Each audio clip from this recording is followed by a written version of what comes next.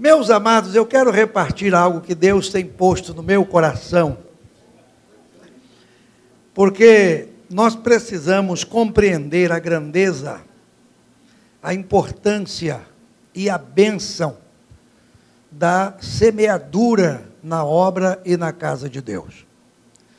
Muitas pessoas não entendem por que o povo de Deus oferta e dizima na casa do Senhor.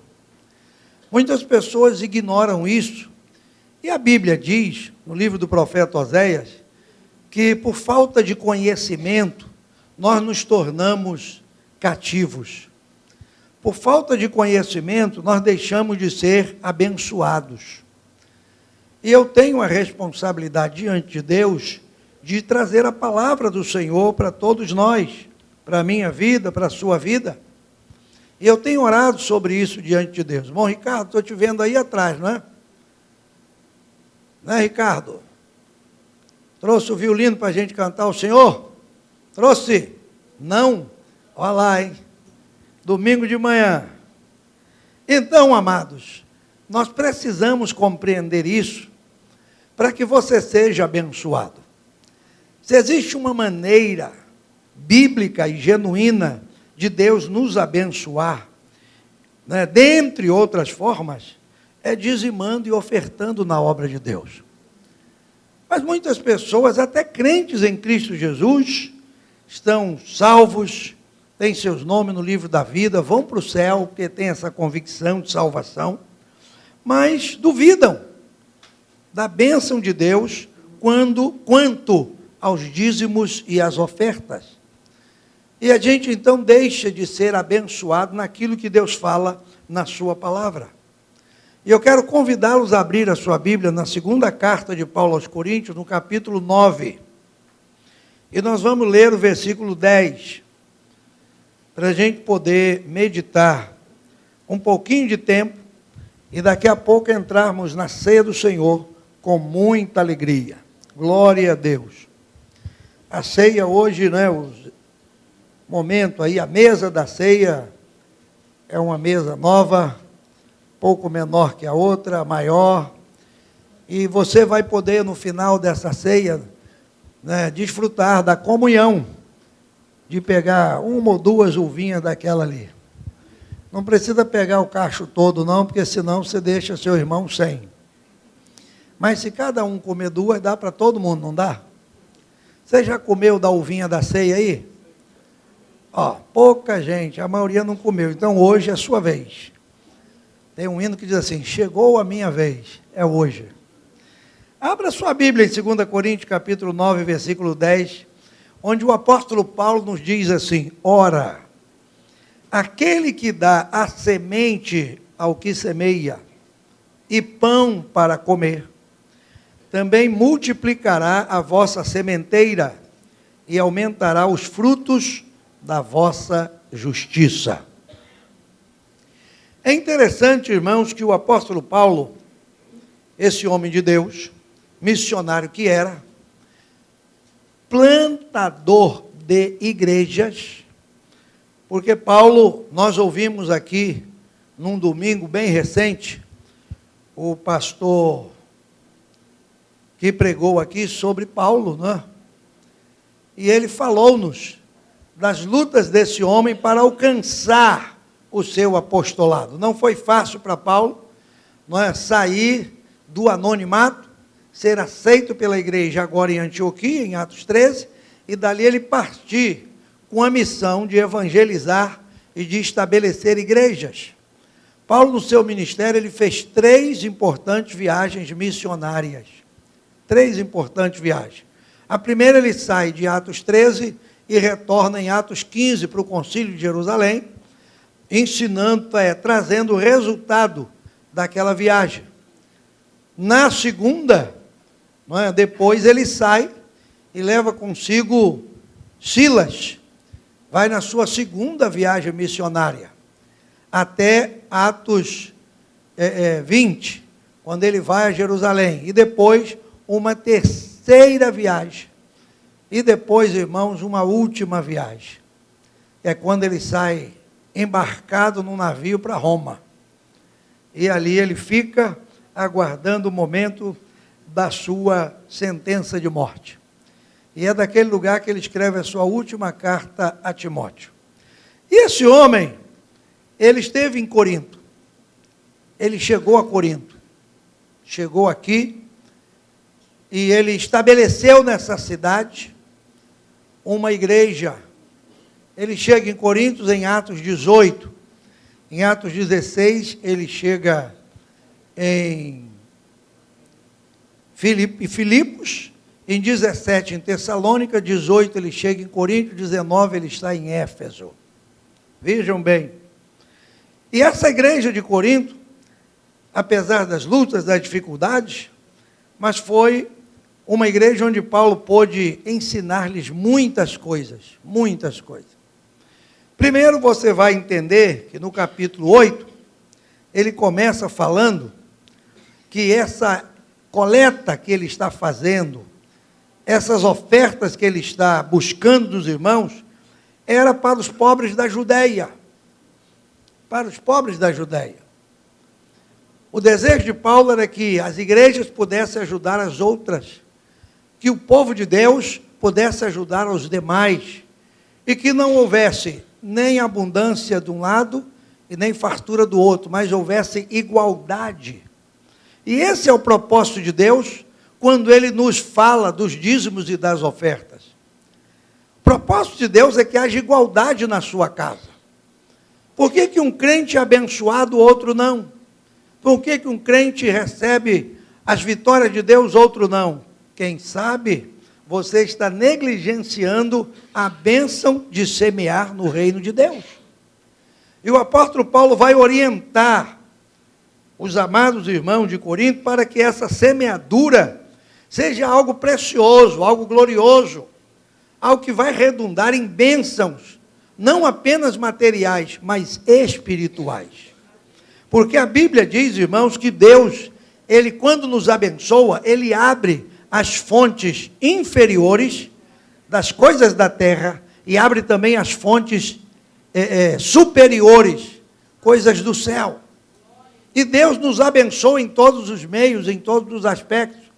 Às vezes você diz assim, mas eu dizimo, eu oferto, eu não sou rico. E quem disse que Deus te quer rico?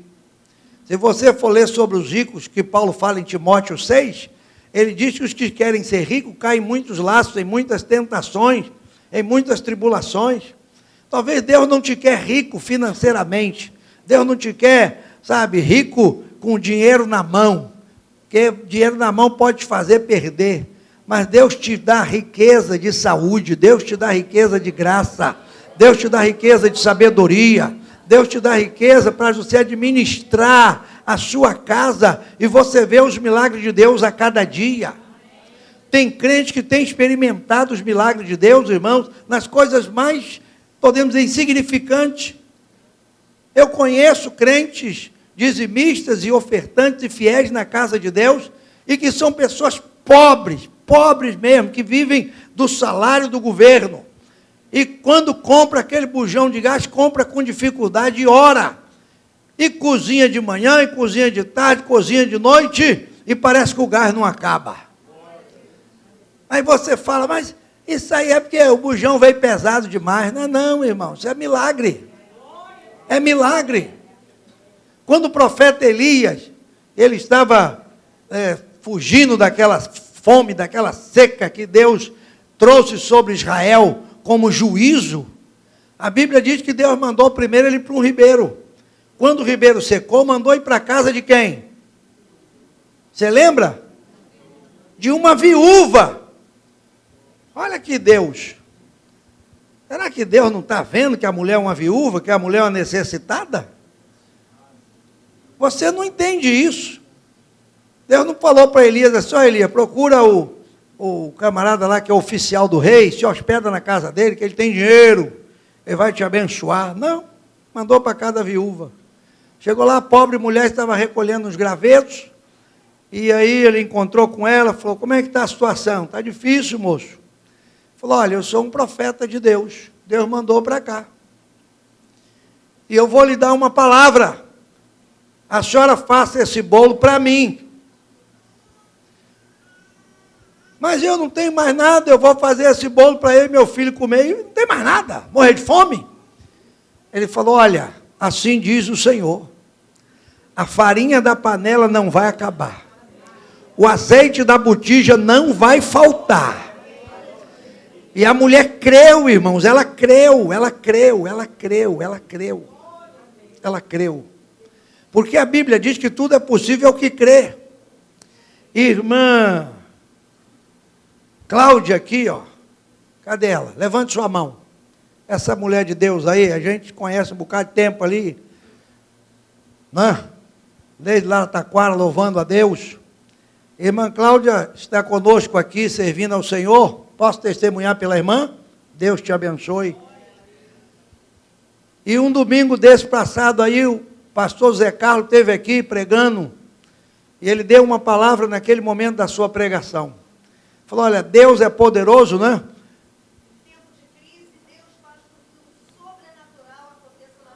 Olha, em tempo de crise, Deus é poderoso para que o sobrenatural aconteça na vida dos seus filhos. Essa irmã estava ali. Quando o pregador disse isso, ela falou, isso é para mim. Essa palavra é para mim. Ela segurou, agarrou aquela palavra com ela. E ela trabalha no ramo imobiliário. E ela agarrou aquilo ali, Senhor, nesse tempo de crise, é isso que tu vai fazer. Tu és o Deus do milagre. E naquela semana, uma venda impossível. Daquelas coisas que você diz, daí nunca sai nada. Desse mato não sai coelho, pois foi daquele mato difícil, cheio de urtiga, que saiu uma venda que abençoou a sua vida. Pastor, o senhor está contando história para me animar? Não, eu ainda vou ler um monte de versículos, tem uma folha inteira aqui.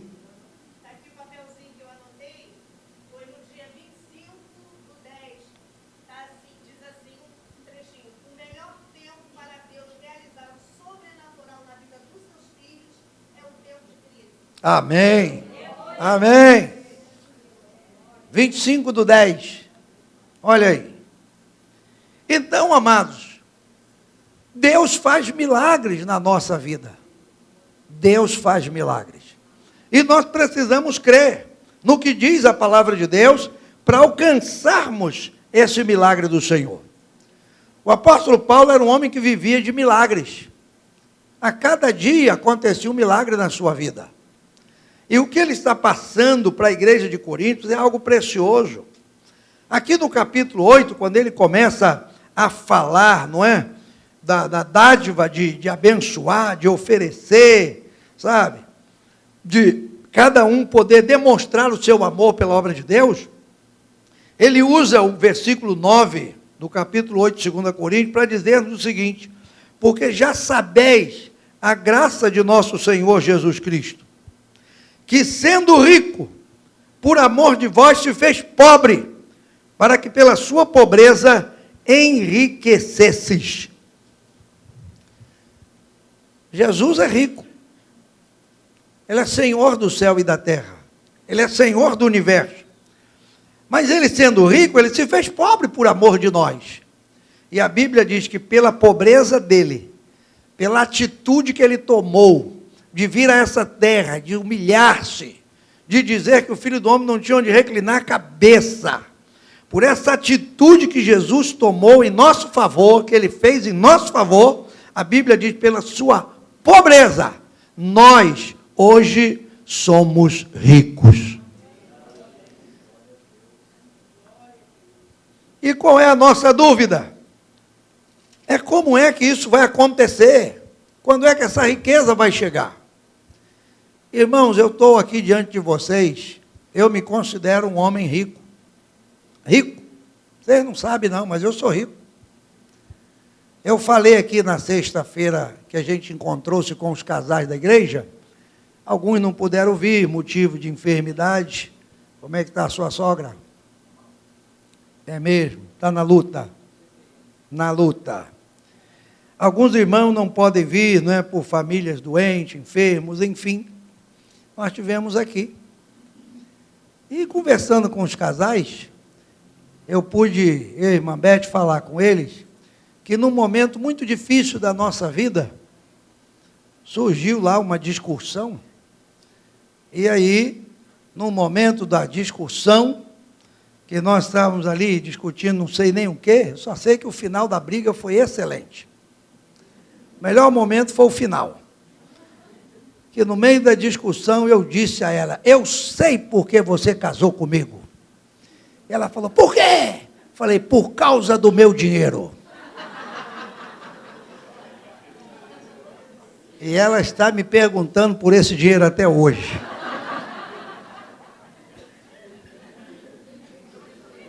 É. Viu? Ela está me perguntando por esse dinheiro até hoje, irmão. E nós enriquecemos. Sem perceber, enriquecemos. Enriquecemos na graça. Enriquecemos no conhecimento. Enriquecemos no relacionamento. Não é? Enriquecemos na vida conjugal, na vida ministerial. Deus foi nos enriquecendo. Porque o dinheiro em si, ele não é nada. O dinheiro em si é um meio para Deus, não é, conduzir as coisas. Mas Deus te enriquece, irmãos, das mais variadas formas e maneiras. Vocês me veem aqui, eu pedindo oração, olha, ora pelo pastor que ele está esquisito, está doente, tem uma dor. Ora pelo pastor que ele está não sei aonde. Ora pelo pastor que o pé está doendo, a cabeça está doendo. Eu não sinto nada, irmão. Eu fiz os exames agora, que todo ano eu faço, eu vou no negócio de urologista, seja lá, para tudo que é lugar, vamos embora, faz aquele monte de exame, eu dou para o médico, eu nem abro não abro papel nenhum não tem curiosidade nenhuma. O cara do laboratório lá fecha. Eu digo para o médico, abre o trem aí. Aí ele abre e fala assim, garoto, volta o ano que vem, tu não tem nada. Eu não tenho colesterol, não tenho triglicerídeos, eu não tenho não sei o quê, eu não tenho não sei o quê, eu não tenho nada. Eu só tenho Jesus e olhe lá, pela misericórdia. O que é isso? Riqueza. Porque tem muita gente aí com dinheiro gastando com médico, com hospital, com isso, com aquilo outro, e gasta dinheiro. Gasta dinheiro. Eu não gasto com nada. O que eu ganho, eu chupo picolé e dou glória. Ora, meu Deus, sabe o que é isso? É ser rico. Ser rico da graça, ser rico do amor, ser rico da presença de Deus, irmão. E é isso que Paulo está nos ensinando aqui, e eu quero concluir, porque a hora voa, olha que hora abençoada. Senão a gente sai daqui meia-noite hoje. Hoje de manhã lá em Nova Holanda, eu falei sobre predestinação e livre-arbítrio, uma lição abençoada que arrumaram aí. Aí falaram, predestinação e livre-arbítrio. Tu vai ensinar isso para a igreja, falar de Armino, Calvino, Clemente, não sei o quê, Inácio de Loyola e Gaiola. Eu falei, larga esse povo tudo para lá. Vamos ver aqui o que é livre-arbítrio. Sabe o que é livre-arbítrio? É tu fazer a tua vontade. E se tu bobear, a tua vontade te leva para o inferno. Livre-arbítrio é isso. É você pegar a tua vontade. Eu mando na minha vida, eu faço o que eu quero. Faz para tu ver onde tu vai parar. Tu tem que fazer a vontade de Deus. Isso é livre-arbítrio. Pronto, resolvi o problema. O que é predestinação? Predestinação é botar o pé no caminho, subir a escada do céu e chegar lá. Acabou. Pronto. Ficar falando muito não resolve nada. Meus amados, e Paulo está dizendo aqui, ora, aquele que dá semente é o que semeia. Tem duas coisas aqui nesse versículo que eu quero repartir. Primeiro, Deus fala da semente e fala do pão. Você olha para o versículo aí, ó.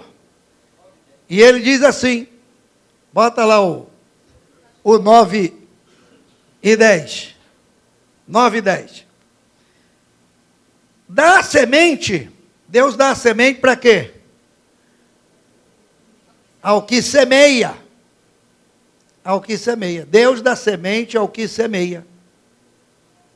E dá pão para quê? Para comer. Duas coisas Deus nos dá, irmão. Deus nos dá pão e dá semente. E a Bíblia diz assim, o pão é para comer.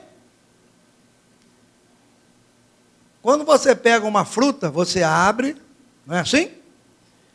pega a semente e come. Quem já comeu semente aí? Só a semente?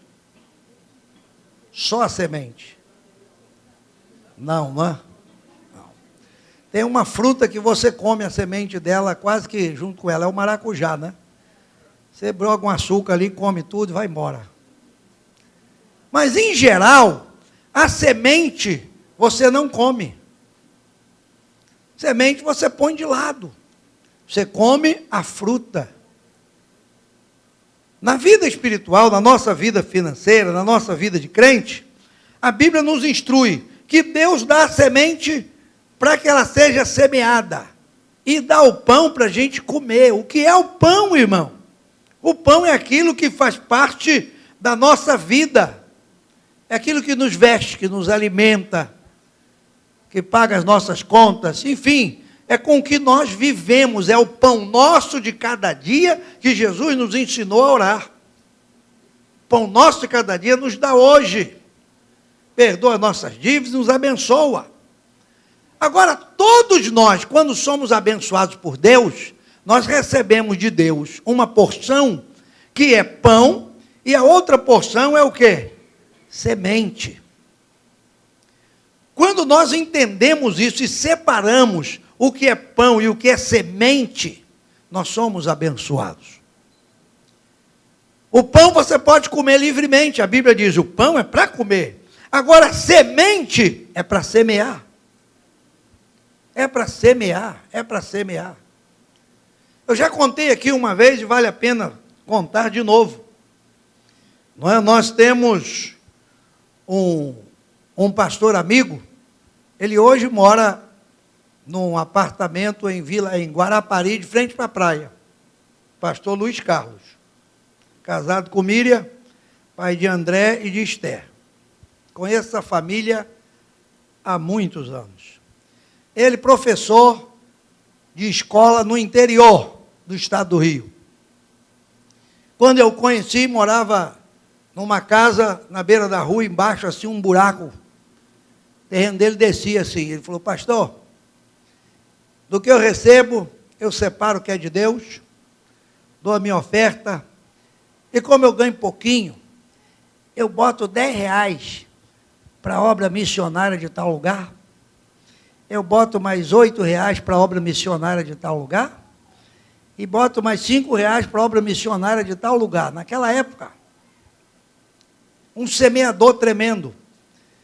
E ele disse, sabe o que eu falo com meu Deus? Isso aqui é um buraco, ó. E eu quero construir uma casa lá embaixo e alugar. Depois construir outra em cima e alugar. E depois construir outra e alugar. E a casa vai subindo. Até chegar aqui em cima, eu vou alugar isso tudo. E à medida que eu alugar, já falei com Deus, que eu vou aumentar a minha sementeira. Eu vou abençoar a obra missionária. Eu vou abençoar a obra de Deus. Eu quero que Deus abençoe esse povo. Então, aquele homem é de um coração, irmão, tremendo. E um professor, que vocês sabem, ganhando pouco. O salário do professor, isso em 1986.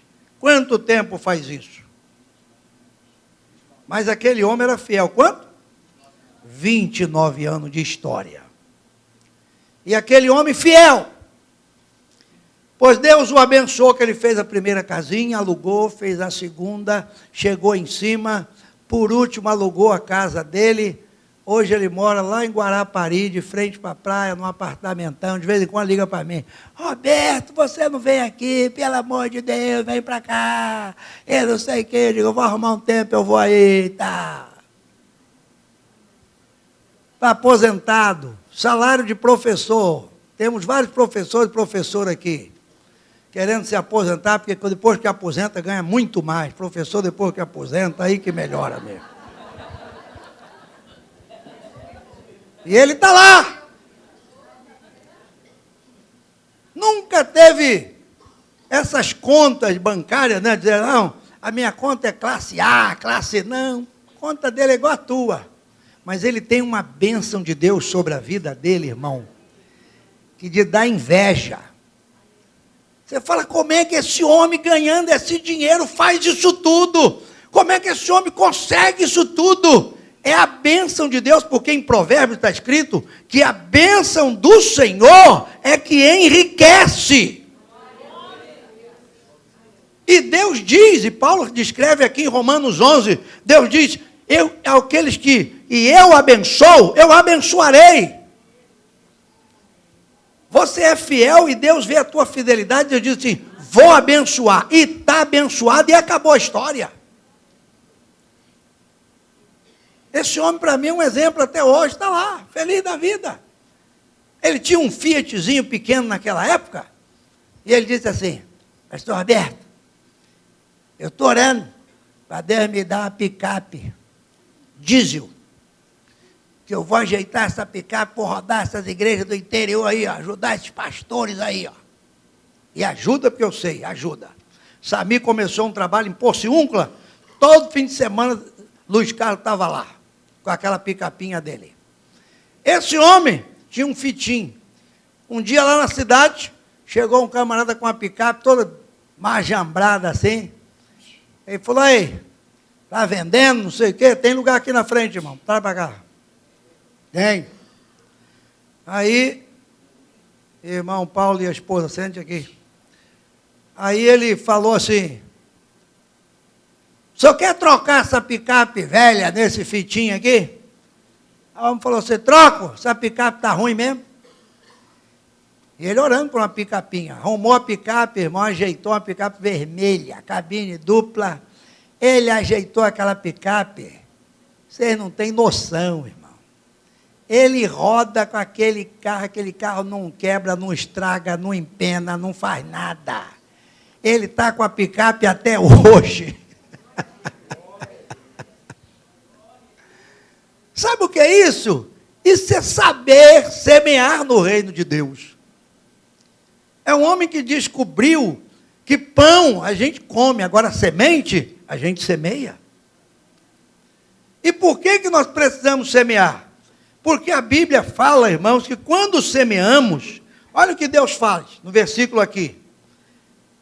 Também multiplicará a vossa sementeira. Quando você semeia, Deus multiplica aquilo que você semeia. Preste atenção no que eu vou dizer. Se eu estou semeando uma parte, sei lá, eu semeio 2 metros quadrados.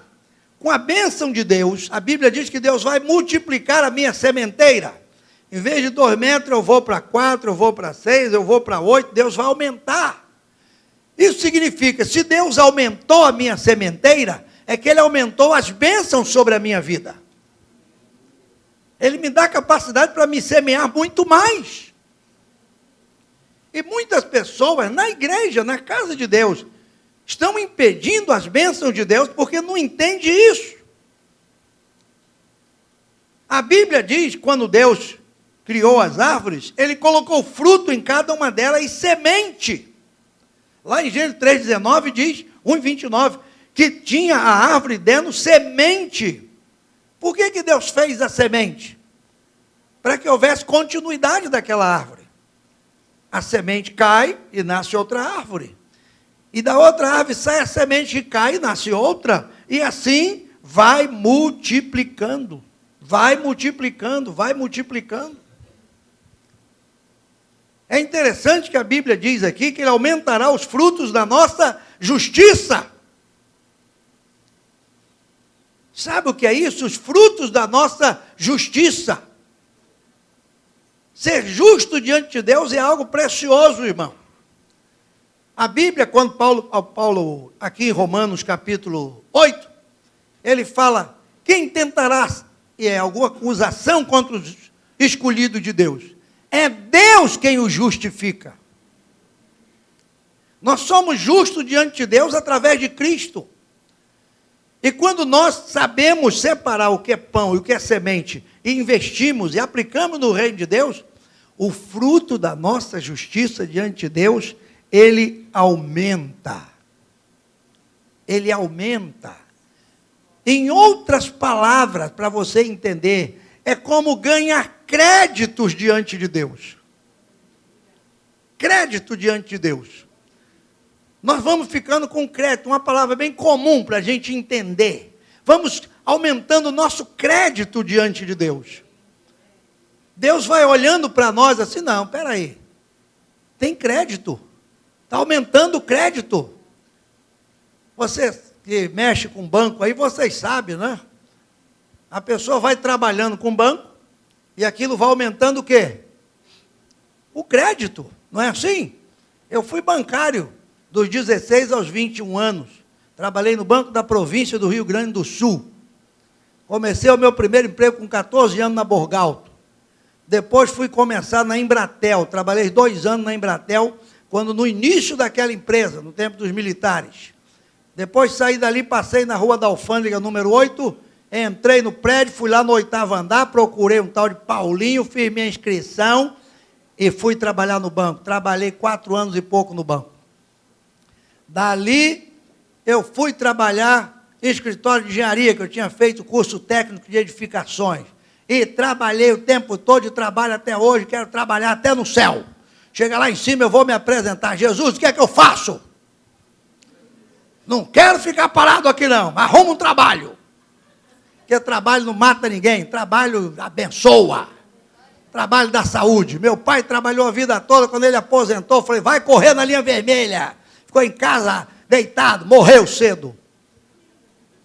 81 anos, foi embora para o céu. Podia estar vivo até hoje, se ele continuasse trabalhando.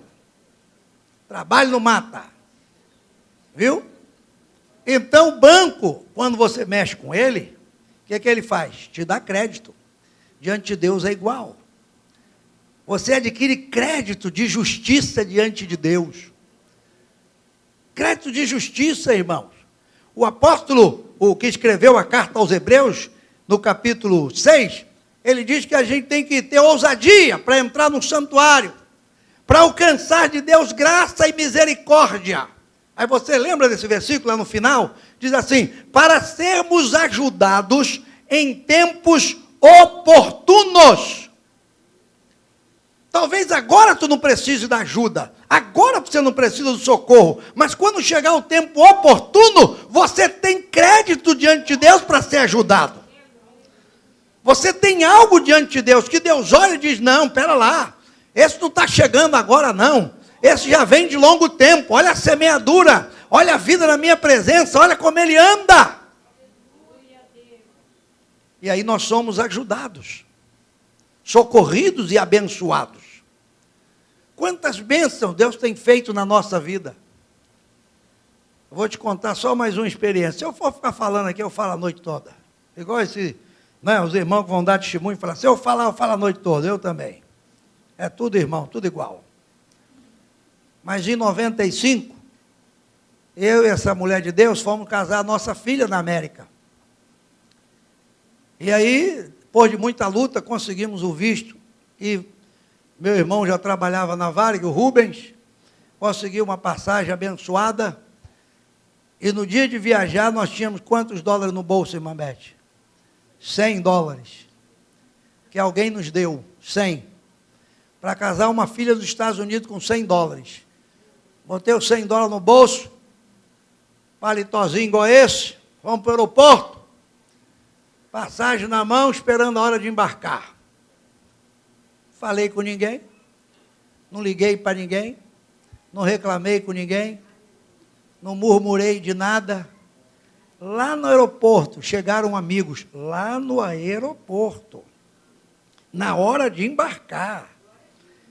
Chegou alguém lá, Roberto, pelo amor de Deus, eu soube agora, tu está indo casar a Raquelzinha, meu Deus, não é possível, rapaz, você não me ligou, é aqui um negócio aqui para ajudar o casamento, e botou no bolso. Daqui a pouco chegou outro, Roberto, que é isso, pelo amor de Deus, tu é maluco, não falou nada, poxa, eu soube não sei como, e naquele tempo tinha zap, tinha nada, irmão, o negócio era pela fé, era o anjo que dava o recado, era o anjo que dava o recado.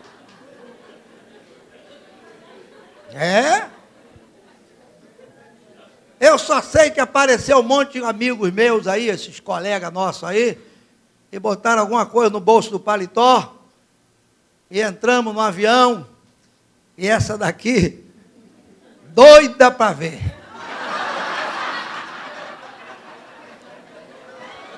Roberto, não vai contar? Eu falei, não. Conta, eu digo, não. Não. E aí, irmão? Bicho levanta o voo, servir aquela comidinha de praxe. Depois que comeu, recolheu, sossegou, falei, agora vamos ver. Abri o primeiro envelope, abri o segundo, abri o terceiro, abri o quarto. E quando eu contei, nós tínhamos mais de $2.000 no bolso. Não é? Saí de casa com 100. Lá nas alturas eu tinha mais de 2.000. Como é que é isso, irmão? Você precisa botar um anúncio no jornal, vou casar minha filha, estou duro, só tenho $100, quem puder me ajudar. Pelo amor de Jesus Cristo, faça isso. Você precisa disso? Você só precisa semear. Você só precisa semear. É Ele que vê a tua semeadura. É Ele que vê você semeando. E na hora oportuna, o socorro virá. A misericórdia virá sobre a tua vida. Chegamos lá com aquele dinheiro, ajudou para pagar vestido, para alugar carro, para não sei para quê. Aquele dinheiro rendeu, irmão, vocês não têm ideia. Vocês não têm ideia como aquele dinheiro esticou. Porque Deus te abençoa.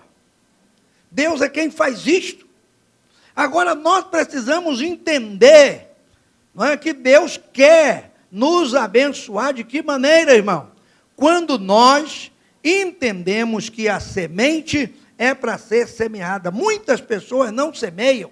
Conforme Eclesiastes 11:4, fica observando o vento. A Bíblia diz, quem observa o vento, nunca semeará.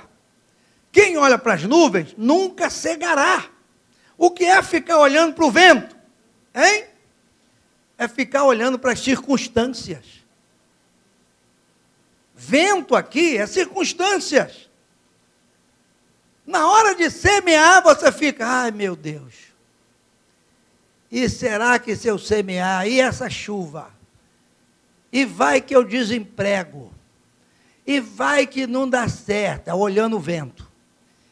E vai que, é olhando o vento. E tu está olhando o vento. A semente na mão e tu olhando o vento. A Bíblia diz que enquanto você olha para o vento, você nunca semeia. Nunca. Você não pode ficar olhando para o vento. Você tem que olhar acima do vento. Você tem que olhar para o Deus do vento, o Senhor do vento. E corajosamente você semeia. E a semente, ela tem que ser persistente. Olha o que diz ainda Eclesiastes 11:6. Pela manhã semeia a tua semente. À tarde não retires a tua mão, porque tu não sabes qual prosperará. Se esta, se aquela, ou se ambas serão igualmente boas. Do que Deus está falando na sua palavra? Que nós não podemos desistir da nossa semeadura. Pela manhã semeia. À tarde, não retire a tua mão. Isto é, persiste. Ora sobre aquela semente, abençoa aquela semente. Você não sabe qual dela que vai prosperará. Você não sabe o que vai prosperar. Você semeou. E quando você semeia, irmão, você não pode ficar procurando saber o resultado da semente, né? Meu Deus, eu semeei e agora? Vai que não deu certo, vai que eu estraguei a semente. Estenda a mão, não retire a mão não, abençoa aquela semente. Senhor, eu abençoo essa semente. Por que a gente ora no momento da oferta? Não é orar simplesmente para, abençoa aí, está pronto. Não, irmão, é orar. Eu falo aqui com o obreiro quando vai orar pelas ofertas, é para orar, hein? É para orar. Porque vocês vão me perdoar, mas eu sou de igreja desde que eu nasci. Eu enjoei com esse negócio de, ora pela oferta. Ah, irmão, Senhor, meu Deus, meu Pai, abençoa essas ofertas. Amém. Ai, Jesus. Aquilo me dava uma agonia. A hora que alguém falava, Robertinho, ora pela oferta, chegou minha vez, é agora. Eu tampava numa oração que...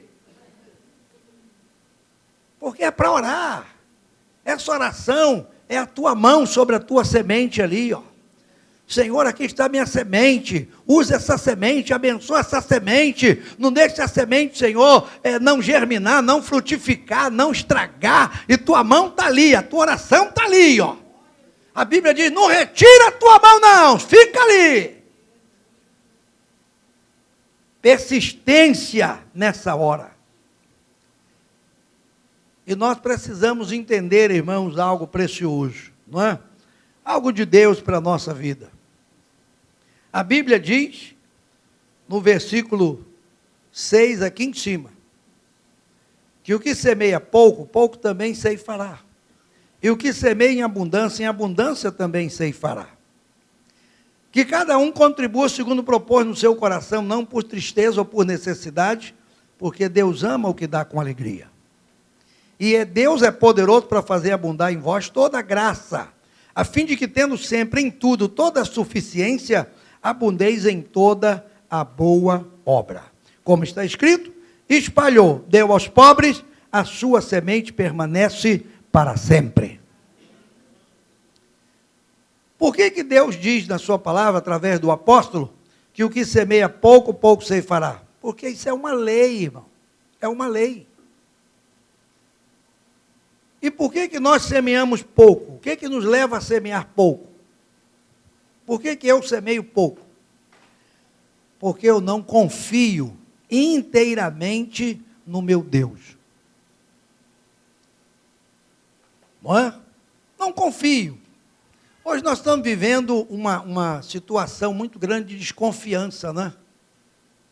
As pessoas não confiam no governo, não confiam nas autoridades, não confiam nas instituições. E a igreja, infelizmente, ela está entrando também dentro desse círculo de desconfiança. Eu vou semear aí para quê? O que vai virar isso aí? Isso não vira nada. Infelizmente.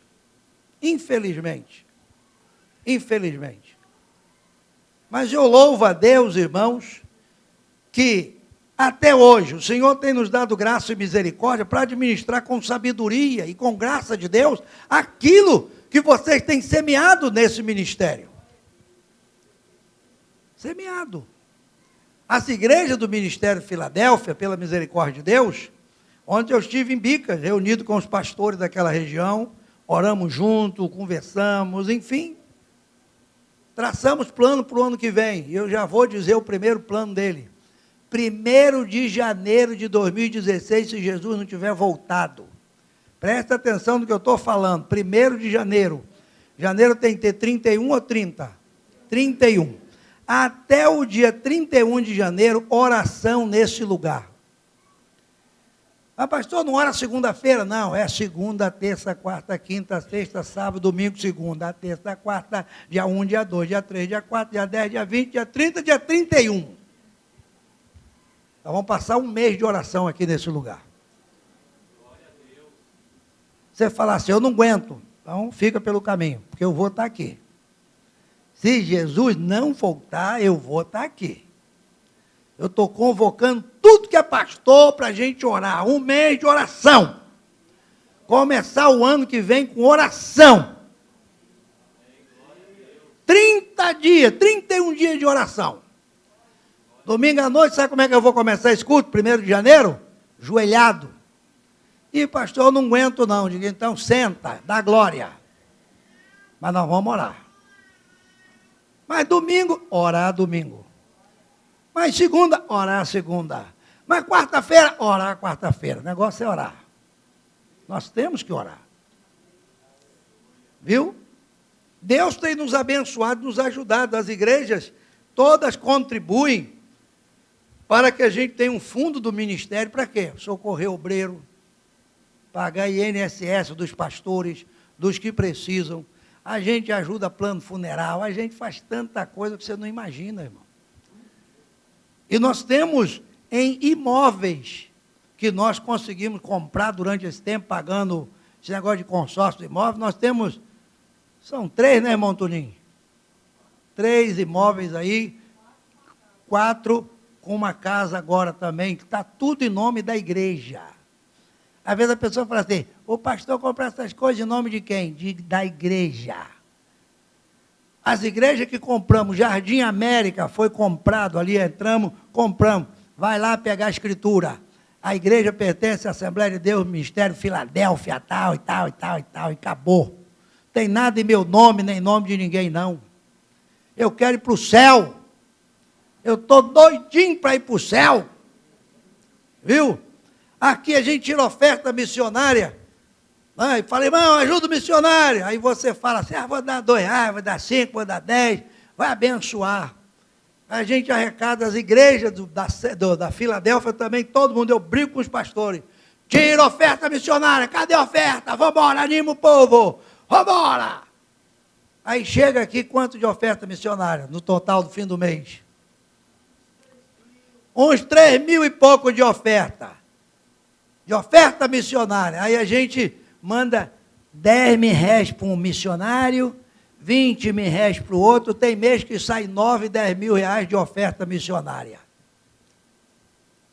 Missionário está precisando, eu digo, não, irmão, não tem dinheiro não. O povo domingo só deu R$2.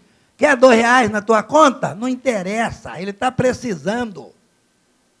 Tem que ajudar, tem que socorrer, isso é o quê? Nós também semeamos na vida desses homens e dessas mulheres. E é por isso que Deus tem nos abençoado, irmãos. Deus tem nos abençoado e vai abençoar muito mais ainda. Muito mais. E o que nós ganhamos com essa semeadura? Nós ganhamos, irmãos, confiança em Deus. Confiança no Senhor.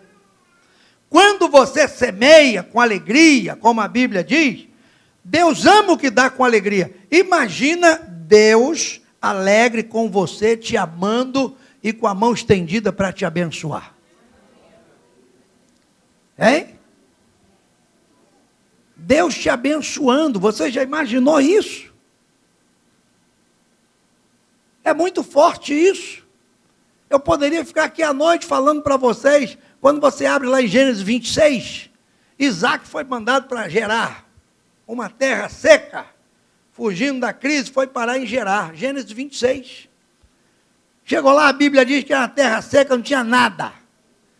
Mas Isaac tinha a bênção de Deus. E a Bíblia diz que ele semeou naquela terra. Semeou naquele lugar. E sabe o que ele colheu, diz a Bíblia? Hein? Ele colheu quantas vezes? Hein? Quanto? Estão falando aqui 100, irmão. Estou achando muito. Quantos concordam que é 100? Nelson, é bom te ver. É 100, Nelson? Você que anda lendo a Bíblia, Nelson? Nelson anda sumido aí porque ele está trabalhando, irmão. Nelson está ficando abençoado, ó. Nelson está andando longe. Isso. 100 vezes aquele homem foi abençoado. Isso numa terra seca, num lugar difícil, que ninguém queria. Mas quando tu tem a bênção de Deus, meu irmão, você chega num lugar que fala assim, ó, isso aqui, já abriram várias lojas, esse lugar não presta, esse lugar é ruim, esse lugar não prospera, mas quem está chegando lá é um servo de Deus, é uma serva de Deus. Você entra com a bênção de Deus e quando você chega, Deus te abençoa. E Deus alegre, com confiança nele, nós vamos ver resultados gloriosos.